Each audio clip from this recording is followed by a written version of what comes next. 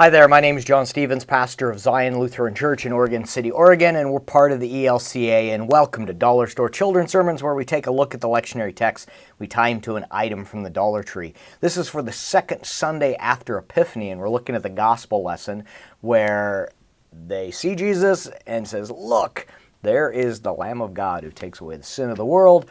And they've got some byplay, and where there's a couple of folks, they go, hey, who are you, and where are you staying? And he says, come and see. And then they go off and they say, hey, we have found the Lord.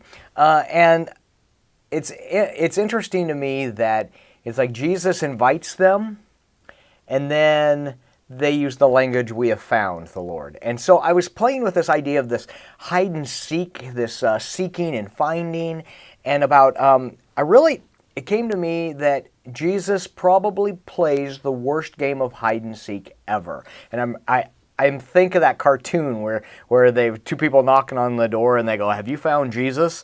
And you see Jesus hiding behind the curtain. And I just love it. It just tickles my soul.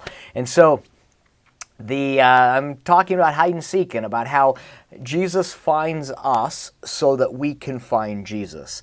And interesting play. And so a couple items, something that you can hide in a very obvious place. I've used this with the sheep that's being found or the coin that's being found. But again, it's something that's obviously hidden in an obvious place that makes for a terrible game of hide and seek. The other is I'm looking at doing some maybe a bright flashing item.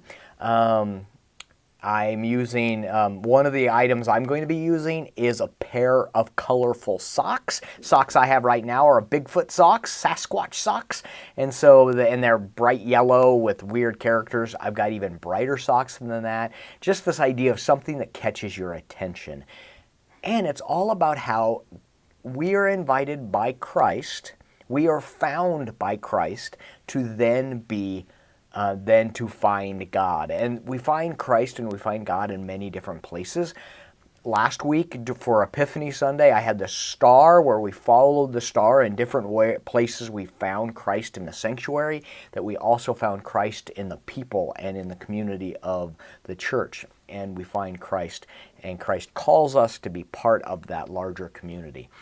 So it's all about playing with that, hey, Jesus inviting us, come and see, and then, hey, we have found. And it's like, well, it's both and. We can use the words we have found, but it's really God that finds us. 2